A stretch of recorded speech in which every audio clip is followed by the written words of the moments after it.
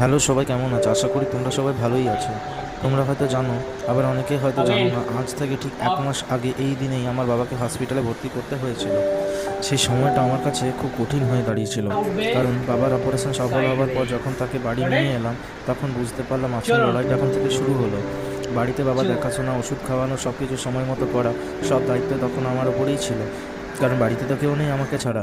তাই কয়েকদিনের জন্য অফিসও বন্ধ রেখেছিলাম, কারণ কাজ আবার করা যাবে, কিন্তু বাবা পাশে সময় থাকাটা খুবই জরুরি।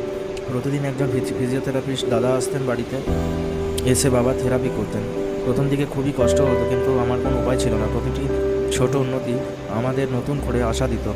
সেই সময় কিছু মুহূর্তের আজকের এই ভিডিওটা আমি তুলে ধরলাম। এর পরবর্তী ভিডিওটা আমি আবার সেই পার্ট 2-তে আপলোড করব। এটা শুধু অ্যাকচুয়ালি ব্লগ নয়, এটা আমার জীবনের একটা অধ্যায়, যেটা আমাকে শিখিয়েছে যে পরিবার তথা বাবার পাশে দাঁড়ানোটা আমার একান্তই কর্তব্য। আর বাবার পাশে সবসময় দাঁড়াতে হয়।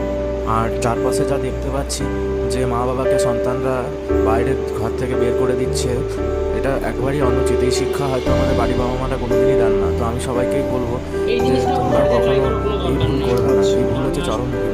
যদি ভিডিওটা ভালো লেগে থাকে তাহলে অবশ্যই একটা লাইক করবেন, শেয়ার করবেন, আর কমেন্টসে জানাবেন যে আপনারা কারা কারা বাবা মায়ের সেবা করেন। ধন্যবাদ। চ্যানেলটিকে সাপোর্ট করুন। আর পরবর্তী ভিডিও খুব তাড়াতাড়ি আসছে।